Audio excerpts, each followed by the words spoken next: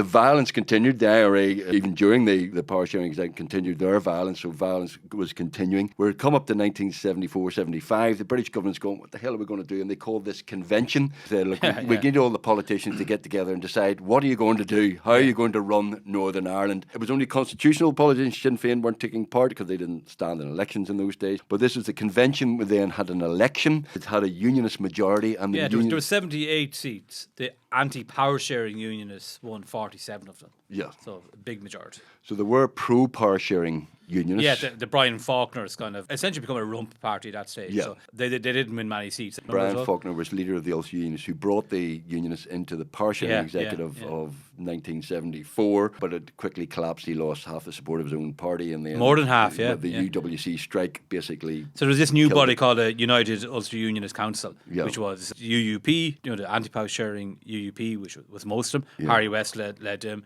The DUP, obviously led by Ian Paisley, and William Craig's Vanguard movement. Yes. Perversely and bizarrely, Bill Craig, who had been the hardest of hardliners, comes out of this and basically agrees to some form of power sharing, doesn't he? The convention collapses. It doesn't because of the anti-power sharing majority, but two things come out of it. There is division in unionism. That, as you said, William Craig from the Vanguard, who had said some awful things, about exterminating people. A couple of years before that, he actually comes open-minded to some form of power sharing, which is opposed by most other unionists. Just rooted. And another thing as well, it shows that the British government, no matter what, are not going to go back to Stormon's one-party rule. That's over. So that moves things along a bit in that regard. Yeah.